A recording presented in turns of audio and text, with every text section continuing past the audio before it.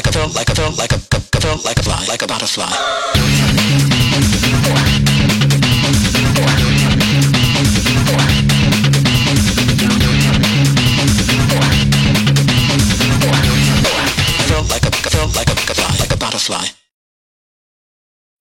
Eh bien bonjour tout le monde, on se retrouve pour une nouvelle vidéo qui sera un petit peu courte, je ne vais pas vous le cacher, puisque on va commencer donc par Ferrari Land pour ce qui est en tout cas de notre petit trip espagnol.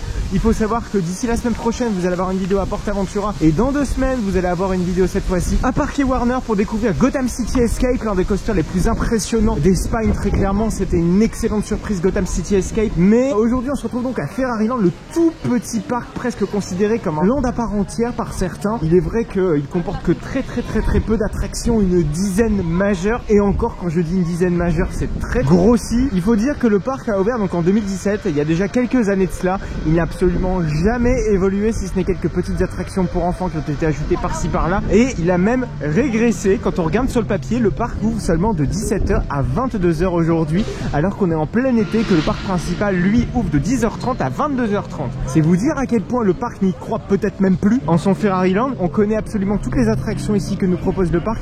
Moi je vais vous proposer en tout cas donc de passer en revue l'ensemble des attractions, de voir si le service a changé, parce qu'il faut dire qu'auparavant le parc était relativement vide grâce à des horaires, va-t-on dire, de 10h à 18h voire 20h maximum. Là par contre ça s'est considérablement réduit, je pense que vous l'aurez remarqué. Donc on va se balader dans le parc et on va essayer donc de tester un maximum d'attractions, et on va essayer évidemment de donner un avis objectif sur l'offre de Ferrari Land.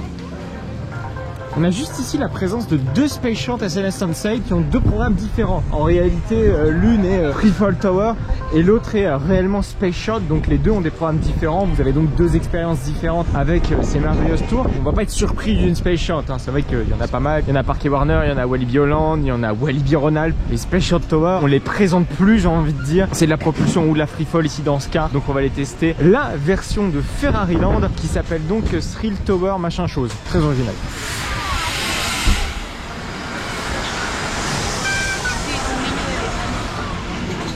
Ça y est, on ressort de l'une des 2 Space Shots. Donc on a fait celle du premier plan. En fait celle-ci elle est plus en mode free fall, c'est-à-dire qu'on monte de manière assez abrupte. Puis ensuite on a tout doucement au sommet pour être ensuite complètement relâché. Mais vraiment avec le free fall on a un bon effet de décrochage.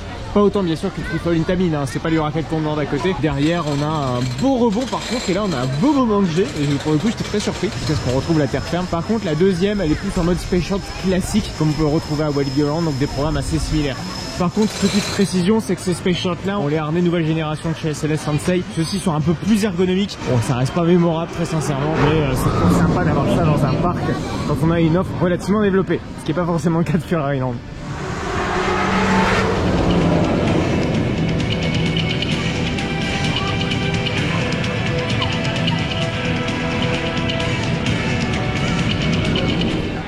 Et même messieurs, il est temps d'aller faire donc la major ride de ce parc Ferrari Land.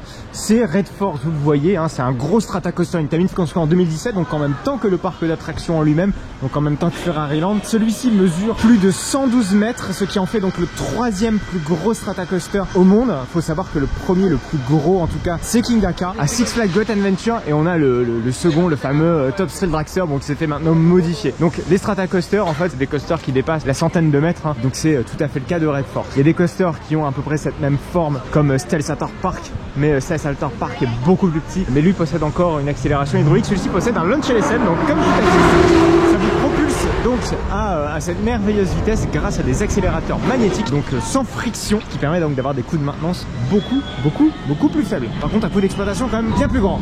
Allez, c'est parti pour Red Force. Et on va braver sa file d'attente aussi, qui affiche 90 minutes quand même. On va embarquer dans quelques instants dans Red Force. Donc vous noterez bien sûr les trains Intamin classiques, c'est-à-dire qu'on n'est pas légèrement surélevé comme dans Gotham City Escape ou même dans Taron.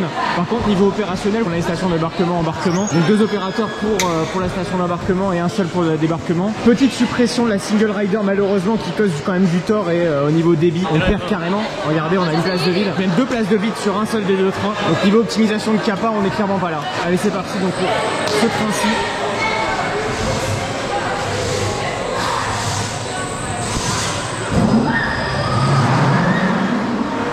Notre train entre en station.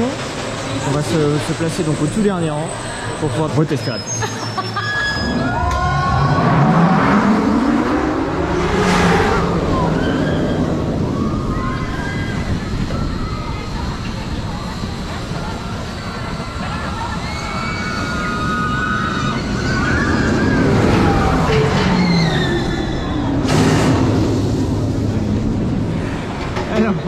faire une petite conclusion par rapport à cette attraction. Vous voyez qu'elle est absolument énorme, hein. Ses proportions sont vraiment dingues. Pour un Stratacoaster, c'est le plus petit, hein. C'est le plus petit des trois. Bon, très clairement, la patate d'un launch LSM est quand même bien moins importante, tout du moins, qu'une bonne accélération hydraulique comme on a sur Stealth. C'est vrai que pour avoir testé Stealth il y a que quelques jours de cela, je vous invite d'ailleurs à aller voir la vidéo à Thorpe Park où on a découvert également Hyperia. C'est vrai que l'accélération de Stealth c'est dingue et ça me donne envie de tester un King Daka qui possède toujours une accélération hydraulique. Donc celui-ci en tant que launch LSM est vraiment progressif, c'est-à-dire qu'on n'a pas un gros taquet de démarrage, on est sur des générations de LSM un peu en dessous. C'est vrai que ce qui est très impressionnant dans Red Force, c'est son accélération qui est longue, ça dure une éternité, ça dure plus de 5 à 6 secondes, ce truc là c'est énorme. C'est vrai que c'est court, surtout pour le temps d'attente, on a attendu pas moins de 90 minutes pour pouvoir le faire, on espère pouvoir le refaire tout à l'heure avec un temps d'attente peut-être plus faible à la fermeture du parc. Le contexte actuel du match de la finale de l'Euro de ce soir va nous permettre sans doute à partir de 21 h de pouvoir mieux profiter du parc. Donc on espère pouvoir refaire au moins une fois Red Force de nuit. Mais sinon c'est toujours survalidé, c'est dingue. L'accélération est vraiment folle. Et même quand on arrive là-haut, on a une superbe vue sur les alentours, sur la mer. C'est vraiment magnifique et le bruit, c'est une extraordinaire machine qui est un peu capricieuse quand même, faut le rappeler. Au pied de Red Force, on a une zone qui a été ajoutée en 2018, donc un an après l'ouverture du parc. Il faut savoir que cette extension a été faite dans un contexte où les visiteurs se plaignaient d'un certain manque d'attraction et en plus un certain manque d'attraction pour les enfants. Donc le parc a acheté tout un tas d'attractions bas de gamme, du SBF Visa Group, en veux-tu en voilà, du Zamperla, voilà. Bon, c'est surtout du SBF, hein. Vraiment beaucoup de SBF, il y en a absolument partout. Il y a un petit coaster ici qui s'appelle Junior Red Force qu'on avait déjà testé. Il est étonnamment fluide ce truc là. Par contre ils ont quand même fait un petit effort quand même au niveau du bâtiment, mais bon, ça reste Ferrari, c'est-à-dire du rouge, du blanc, du noir, du jaune. Pas pour faire drapeau belge ni drapeau allemand, mais bel et bien pour que ça colle à la marque Ferrari. C'est là aussi toute la difficulté de concevoir un parc Ferrari pour pouvoir faire la thématique sur des bagnoles, varier la thématique, c'est extrêmement complexe et je peux comprendre que créativement parlant, c'est un petit peu un cul-de-sac. Ça se ressent que le parc n'arrive pas à se développer. Dans un premier temps, le fait qu'il n'ait pas reçu de nouveauté depuis 2018, soit un an après son ouverture, c'en est quand même bien dommage parce que c'est un énorme investissement pour finalement quelque chose qui n'arrive pas à aboutir, je trouve, à un parc réellement complet. Avoir aussi peu d'attractions dans un parc, c'est presque ridicule, hein. Et je trouve que Ferrari World s'en est quand même plutôt bien démerdé, malgré voilà, la licence Ferrari qui est très présente dans le parc. Ils ont arrivé quand même à faire des attractions qui essaient un petit peu de se déconnecter de ça. Je pense à Flying Aces, même s'il y a une connexion plus ou moins directe avec la marque Ferrari, on arrive à avoir une thématique vraiment immersive, ce qui n'est pas le cas encore ici. On est quasiment à l'entrée du parc et il y a deux attractions ici dont il est quand même intéressant d'y aller faire un tour. Bon, déjà la grande enseigne, la Ferrari Experience, ça fait peut-être un peu kéké, mais il cache donc deux simulateurs. L'un c'est Racing Legend et l'autre c'est Flying Dreams. Je vous propose qu'on commence par Racing Legend et une fois en sortant de l'attraction, je vais vous expliquer exactement de quoi il s'agit. Donc là vous voyez la file d'attente des deux attractions est commune. Donc nous on va commencer par simulateur de gauche. De souvenir c'est le moins bien. On a plein de petites projections. Bon c'est histoire de faire patienter très sincèrement avec la clim à fond. On va noter que sur ce premier simulateur là on a presque plus rien à foutre. On skip littéralement tous les pré-shows. Ah, finalement on a quand même un pré-show. Attention. Vroom vroom on fait des voitures. Vroom vroom comment on fait les voitures. Desafío a superar sus límites.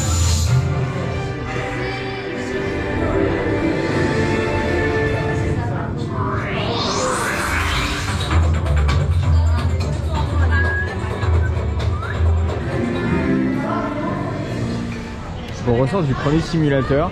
En fait, on enchaîne un peu les courses de Grand Prix sans trop savoir, hein. On teste une voiture. J'ai vraiment pas eu l'impression d'avoir les sièges qui bougeaient. On a eu 2-3 odeurs, mais franchement, ça s'arrêtait là. Je vais vous décrire un petit peu comment se compose le Ride Systems. En fait, c'est un petit peu comme Simpson de Ride, avec tous les avantages en moins. C'est-à-dire qu'on n'est pas isolé, notre véhicule ne se lève pas, qui sont en face d'un dôme d'écran qui, à Simpson, fonctionne très bien.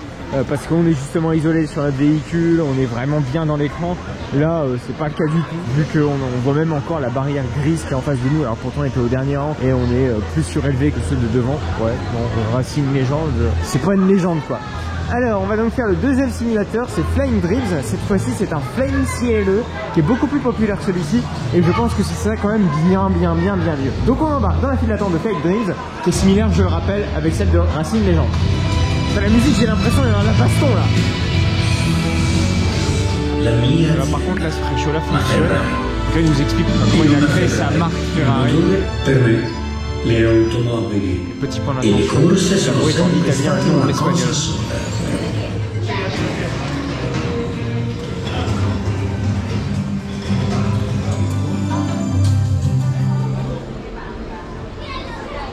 Alors on ressort de Flying Dreams.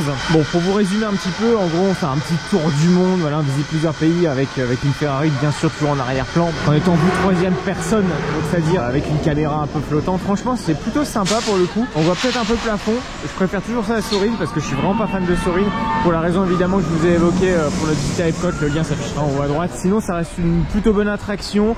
C'est vrai que du coup ça fait un peu presque la deuxième meilleure attraction du parc. C'est peut-être un petit peu dommage malheureusement parce que on aimerait bien avoir encore une Major Ride qui plaise à tout le monde, parce que le premier simulateur, vous l'avez vu, c'était vraiment assez catastrophique. Donc bon, Flying Dreams c'est plutôt validé, c'est plutôt cool. Alors malheureusement au niveau des vis ça pose un petit souci parce qu'il n'y a qu'un seul simulateur, contrairement à Voletarium qui lui en a deux. Voletarium, d'ailleurs je préfère Voletarium à Flying Dreams, mais pour moi il reste amplement satisfaisant ce petit Flying Dreams.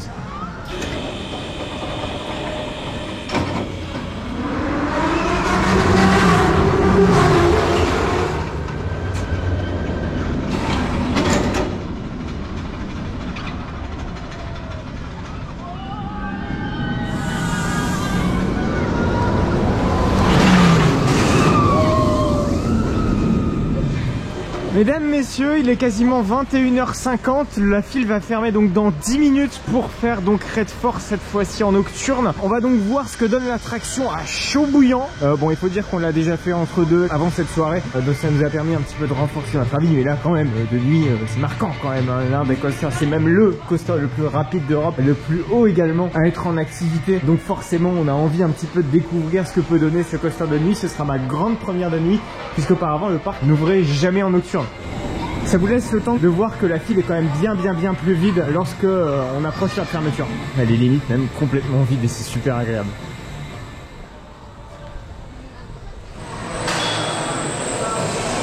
Allez, de retour dans notre petit train. Regardez, il y a des petites LED là-bas, des bancs de LED un petit peu comme sur Dragon Khan. C'est vraiment très chouette.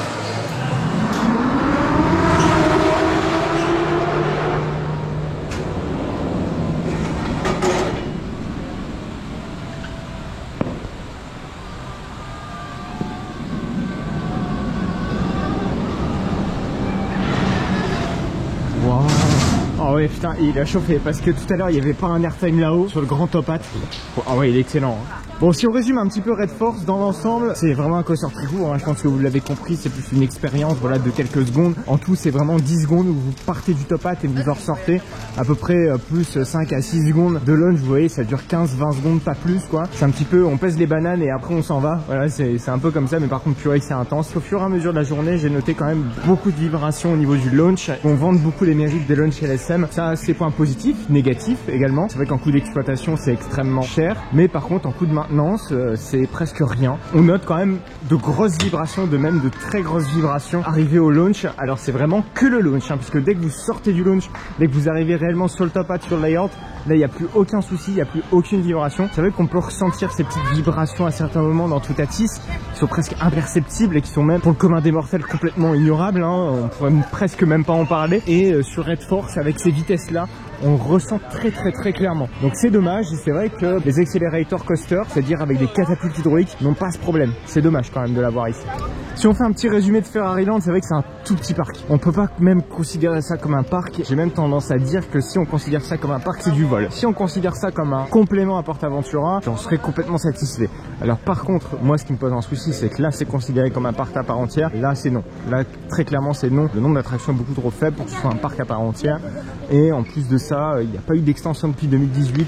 Ça lui offre pas de nouveautés, pas d'attractivité. L'attractivité, elle est sur le resort PortAventura et peu sur Ferrariland, il faut le dire. Et c'est vrai que ces heures d'ouverture très réduites me rendent plus insatisfait qu'avant. Très sincèrement, je suis assez content quand même que ce soit plus vers une nocturne que sur une journée classique, parce qu'on peut profiter quand même de Red Force le soir. Et c'est vrai que du coup, c'est une première pour moi.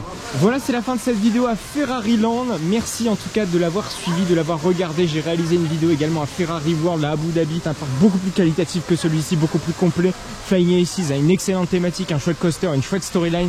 Chose qu'on n'a pas ici, on n'a pas de coaster à storyline ou d'attraction à storyline, c'est dommage. Alors la semaine prochaine on va être à PortAventura bien sûr, donc vous allez avoir la vidéo à PortAventura avec l'ensemble de ces attractions, ma découverte d'Uncharted, et bien évidemment on va updater un peu le tout, refaire un avis sur Shambhala bien complet. Merci en tout cas de m'avoir suivi. N'oubliez pas que vous avez également la possibilité de me rejoindre sur mon compte Instagram pour suivre toutes mes aventures dans les parcs d'attractions, prochain Yop Official bien sûr. Je vous invite à aller voir une vidéo en particulier, c'est celle sur Hyperia, la découverte de la plus grande nouveauté du Royaume-Uni. C'est le plus rapide, le plus haut coaster du Royaume-Uni. C'est une excellente surprise ce Hyperia. Il y a des sacrés stalls là-dedans, et un camelback. Enfin bref, je vous laisse donc découvrir la vidéo sur Hyperia qui va donc s'afficher sur votre droite. Il ne vous reste donc plus que quelques secondes pour aller voir cette vidéo.